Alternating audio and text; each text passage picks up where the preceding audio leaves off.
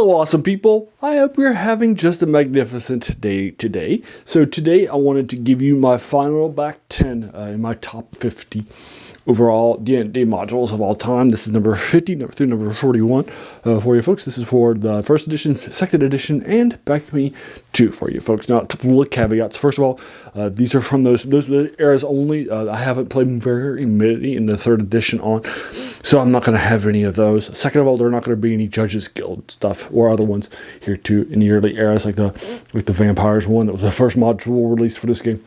By another company that wasn't Judges Guild or something like Dark Tower or the Caverns of Thracia. Nothing like that's going to be hitting, just as a heads up. If you're interested in a Judges Guild top 10, let me know. I could totally, I'd be on board with that if you guys would be interested in it. But there you are. So I'm going to be giving you my top 50 for you folks. Now, so let's go ahead and get started with it. All right. So as a heads up, these are spoiler free. So please, in your comments, don't spoil them. Some modules do have spoilers in them, just a heads up. So this is a spoiler-free review. Please don't spoil them. I know they're decades ago, but for some people here, this might be the first time they're hearing some of these ones, right? They're hearing the back 50. There was a top 30 that was done by some professionals and so forth, so I did want to knock that out. And then I felt I had enough to do some others too. And I felt some of mine are higher hitting than theirs. I think some are underwritten classics, and like I9, like for example, the Ravager of Time in the I series. I think is an absolute classic. It hit very high, didn't hit in the top 30. I think there are some hit in the top 30 that are fine. And then I just have different areas too. And then there'll be some in different areas, including some in this list, that hit a little lower than the top 30s, that were more higher hitters that we'll talk about a little bit here too. But as a reminder, no spoilers for you folks. All right, so let's get started. Number 50 is the Ruins of Undermountain box set. It's in the second edition. It's for the Forgotten Realms stuff. It was written by Ed Greenwood for you folks. That is once again the Ruins of Undermountain. This is a giant mega dungeon. It's one of the earlier ones that was released in the second edition. Although it's not the first one or my favorite. That one will hit it a little bit later. But that one is, it's a classic, and so for those reasons, it's heavy numbers of adventure modules that adventurers can take care of it. DMs can do this for a while. You can keep coming back to and from it and stuff. So that's good stuff too. My major issue with the Ruins of Undermountain is that you're really kind of designing a lot of it yourself, just rather than having it pre-made. And I feel like if you're paying that much for, and you're getting a box set and so forth, they should be the ones that are doing it. And so forth. And you can modify it or add to it, those sorts of things. So that's one of the reasons why the Ruins of Undermountain hits a little lower than you might expect, because it definitely had some great stuff going on with it. Some good ideas, some classic stuff, and so forth. That's number 50.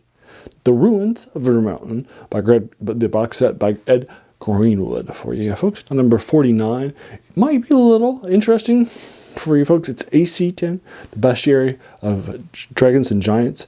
It has a bunch of smaller adventures and so forth in the BECMI series.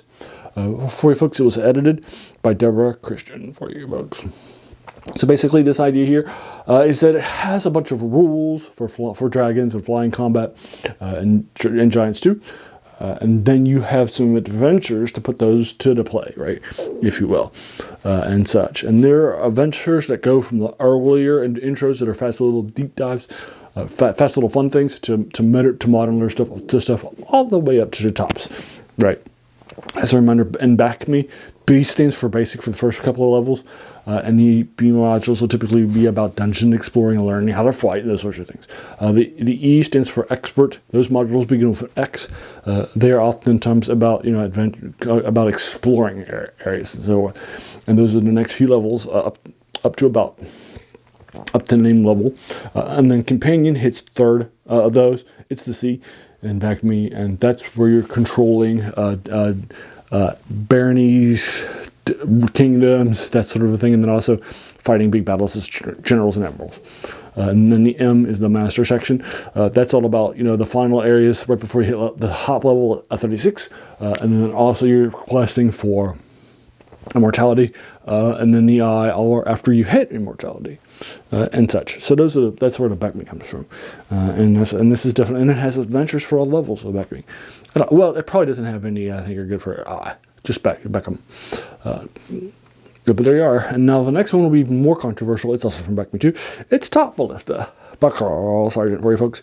Now, Top Ballista adds a lot of fun, interesting, different things. You know what I like in a module, right? You know I like something that's different, something that's fun, right? Something I can come back to and say, hey, how cool is that, right? And this is very, very bizarre. And so basically, in this module, it introduces a flying city in my star called Serene that's run by gnomes and sky planes. So that's where the name Top Ballista comes from, and so forth. And you're going to meet them on the ground, and eventually, over a series of modules that are connected, you are going to get up to that city, and so forth. This was written by Carl Sargent. It's an absolute fun stuff. Now, it's going to have some issues because of some world building and stuff. It's fine with me. Flying. It has some biplane combats and such, and there'll be some aerial combat, that sort of a thing, kind of like from the first couple of world wars. Kind of they look like those. And such. Great stuff, a lot of fun. Love it lots. And I think that's an absolute fun stuff for you folks. And that's Top Ballista by Carl Sargent in the BECMI things. Now the next one, as we mentioned before, is also a companion one too. It's called Earthshaker with a capital point. It's by David Cook. It's very, very strong too with these things. The idea here is that, and this is, you can usually play it in a night. It's not that long. Is that a big something has happened in your area of control, in your domain, which could be a dukedom or a kingdom or a monarchy, or an emperor, whatever, that you're running, and you're having, as a result of a success, you're having somebody come in by the king, Eric.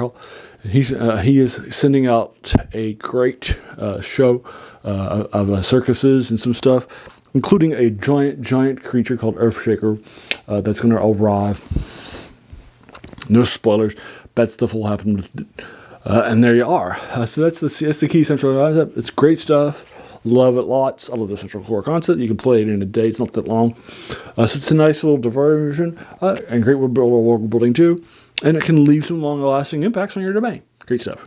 By David Cook. Number 47, Earthshaker, with a capital point.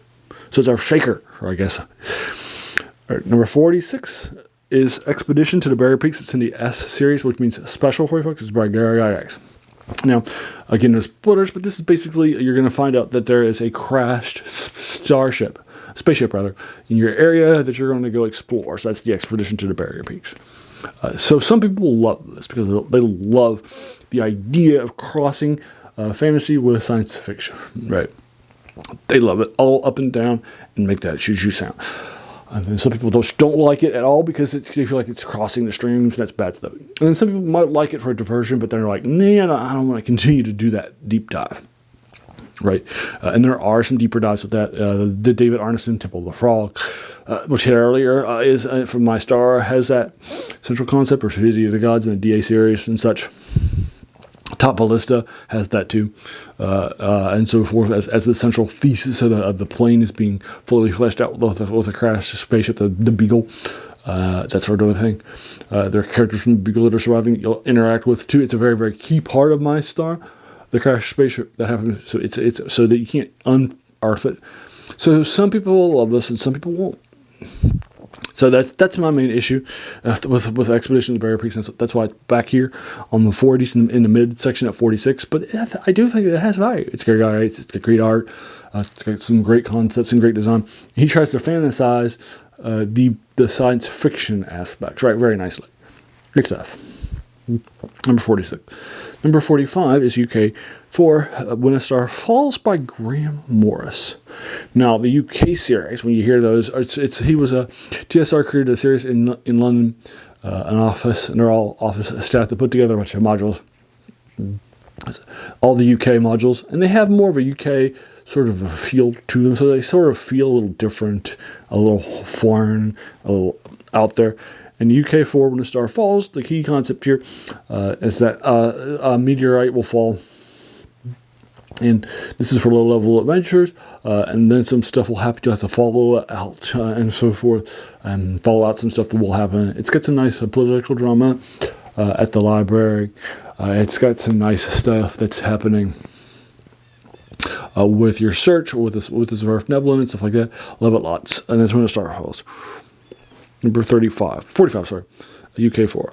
And the number 44 is another X in this series, which is going to be about exploration. And this is The War Rafts of Kron by Bruce Nesmith for you folks. This is in the exploration series, right? As I remember, here you're going to be exploring the sea. In this case, I think it's you're right. I ran this as the final in my Isle of Dread campaign as they were heading back to land. I ran this on module on the way back to land.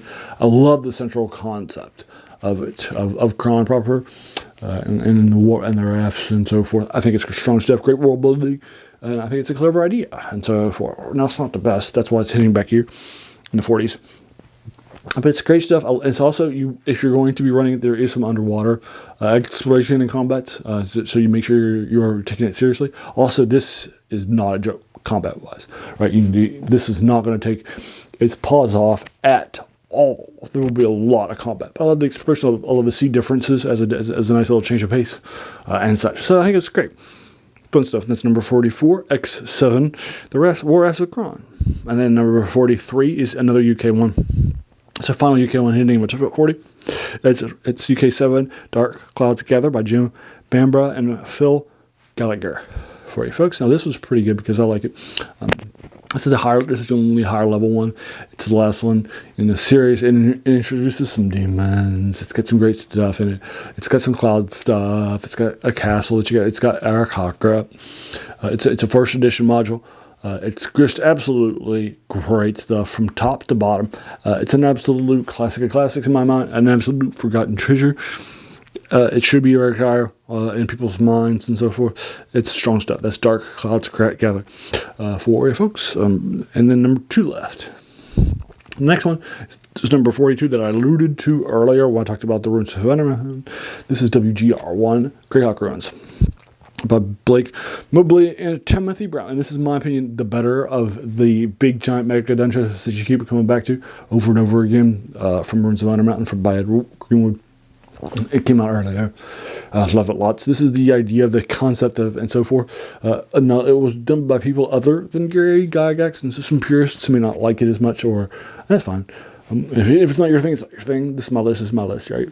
And so forth. So your mileage may totally vary. No judgment here. So that's number 42, WGR1, Greyhawk Runs. And then the final one is actually by Gary Gygax. I like that too if you're a Gary Gygaxian. That's S1, again, the special series. And this is S1-1, the Tomb of Horrors for you folks. Oh, the Tomb of Horrors is great stuff because what you're doing here is you are having a darker, again, no spoilers and so forth, but this is basically you're heading out to Asarak and so forth and trying to find him out. And he's an absolute classic of classics, heavily influential, and so forth. And this is a murder trove, right? If you think that X7, the War Rafts of Kron, is hard, at least it plays fair. This one doesn't play fair at all. It's a total murder trap. And so forth. But my reason that it's back here, even though it's got a great reputation and strong stuff, and some great spoilers at the end, in case you weren't ready, I had a character solo this because of just one reason. Why?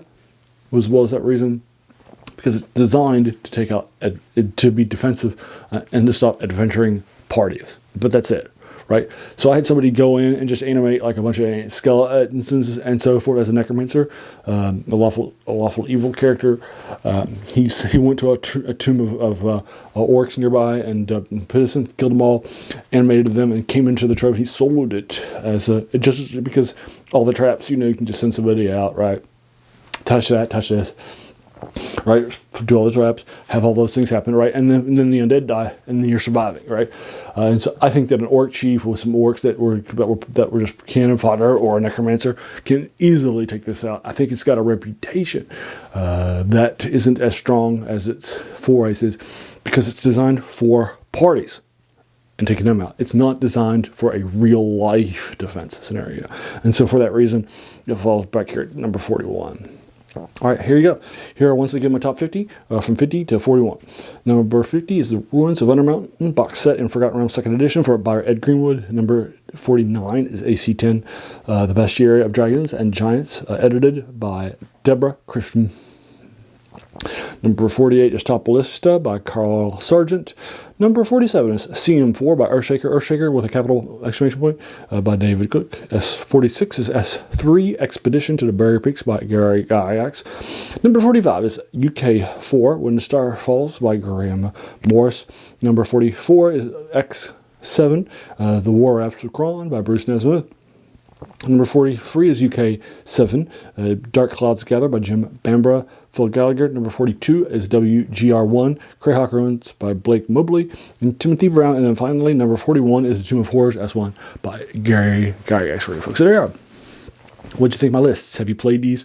Did you or read them, or run them as DMs as me? Have you played them as players as me? And so forth. What did you think about it? Those sorts of things. Have you agreed or disagree? That's no problem. Let me know your list. This is just my list. I didn't pull people. It's just Abe's list, right? It's not the official list, right? That's sort of a thing. You're totally fine. I'm not going to lose my sleep because somebody on the internet disagreed with me, right? It's fine. Feel free to encourage your opinions and so forth. But just please keep it spoiler-free for folks that haven't gone to these and so forth, even though they're decades ago. All right, so thank you. If you enjoyed this video, why not hit the subscribe button, the like button, the bell icon if you're feeling frisky, and let your friends know too, especially D&D fans and X fans and stuff like that too. Stuff. As a reminder, the channel of my title is the name Worst Thing About Nibux. That's a quote by a French philosopher, Jacques Joubert, in the 19th century, who said that the worst thing about them was that they kept us from reading the old ones, right? It's definitely older stuff that we forgot about from decades ago. Or some things that are influential, but there's a lot of classics out there that we just have forgot about, like Dark Clouds Gather as an example. Or The Ravager of Tom, which was also done by the UK's. Or Beyond the Crystal Cave, which also was in top 30. Today, I'll go ahead and leave you to it. I just want to thank you so much, just for taking some time out of your day and investing in watching my video. Because we all have so many things that are happening, right, in our lives. And we're pulled in so many different directions. So the fact that you spent this time with me, it's incredibly humbling, and I appreciate it. So thanks again. Have a great day, and thanks again.